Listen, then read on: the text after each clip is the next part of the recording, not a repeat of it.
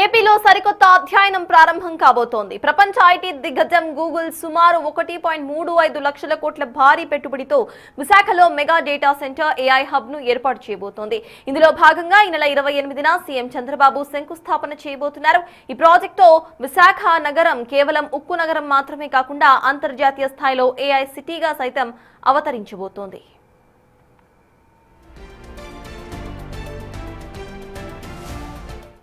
Google ఏర్పాటు చేస్తున్న integrated project ద్వారా ఆసియా ఖండానికే విశాఖ ఒక గేట్వేగా మారుతుంది. సముద్ర గర్భ కేబుల్స్ ద్వారా అంతర్జాతీయ సబ్సీ గేట్వేతో అనుసంధానం కావడం వల్ల data storage, high speed communication సేవలు అందుబాటులోకి వస్తాయి. ఈ మెగా హబ్ ద్వారా ప్రత్యక్షంగా, పరోక్షంగా సుమారు 1.88 లక్షల ఉద్యోగాల అవకాశాలు సైతం లభిస్తాయని అంచనా. సాఫ్ట్వేర్ ఇంజనీర్లు, డేటా సైంటిస్టులతో పాటు హార్డ్వేర్ నెట్వర్కింగ్ నిపుణులకు ఇది కల్పతరువుగా మారబోతోంది.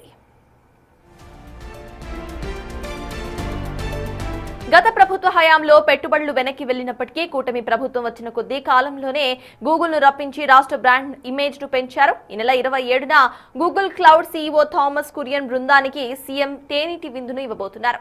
గూగుల్ రాకతో రిలయన్స్, బ్రూక్ ఫీల్డ్ వంటి సంస్థలు కూడా విశాఖ వైపు చూస్తూ ఉండటంతో రాబోయే రోజుల్లో ఏపీ ఐటీ, సెమీ కండక్టర్ రంగాలకు కేర్ ఆఫ్ అడ్రస్ గా మారబోతోంది. దీనివల్ల స్థానిక విద్యా సంస్థల్లో ఏఐ, మెషిన్ లెర్నింగ్ వంటి కోర్సులకు డిమాండ్ పెరిగి సరికొత్త ఎకోసిస్టమ్ అభివృద్ధి చెందబోతోంది.